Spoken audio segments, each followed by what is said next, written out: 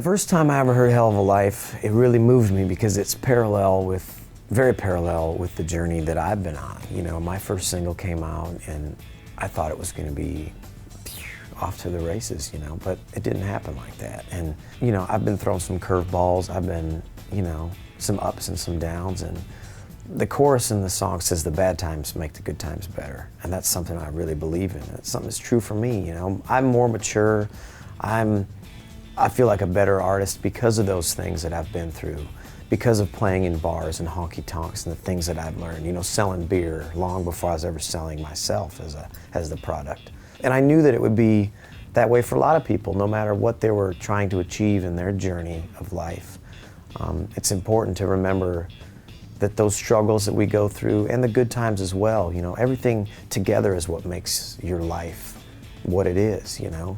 And that statement of saying it's a hell of a life is something that I think just evokes some hope in people. So it's a coping mechanism, I think, for some people. And it's been cool to watch it take on a life of its own and people making it their own, and the lyrics meaning different things to different people's journeys. And we have this little thing on my website that if anybody ever uses the hashtag Helluva Life, whether it's a picture or just a post, it gets funneled into this site where kind of like this destination for all things Helluva Life. And I think people come there just to, oh man, it could be therapeutic at times almost. People going, oh, you know, I've been through that, or, you know, or maybe my life's not so bad. I mean, look what this guy's going through. So just a really cool thing, and it's such a blessing, like I said, to see it taking a life of its own. For me, this album was all about the process and the making of the music and the way it was made. I really wanted to just slow down and take my time, you know, and I found a producer named Marshall Altman who was really willing to invest some of his time. And I'd go over to his place late at night, experiment, guitar tones or different arrangements or things, and really started building these tracks from scratch. And one of the coolest things was to be able to put down a guitar part or a banjo part or something and live with it for a little while. Take it out on the road, like you said, or come back on Monday and go, you know, I was listening to this over the weekend and this part's not really working for me, you know, let's try something else. Or man, we need more of this, you know.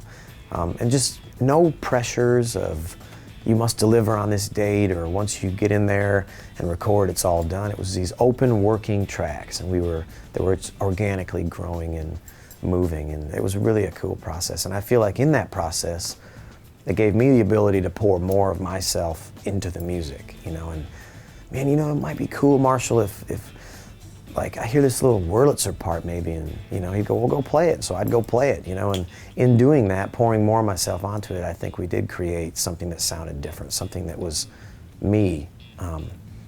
So I'm really happy about that. I think there is a sonic thread that runs through, and hopefully it's original. Sunshine and Whiskey as a song is one of those tunes that I think does define that sound I was looking for.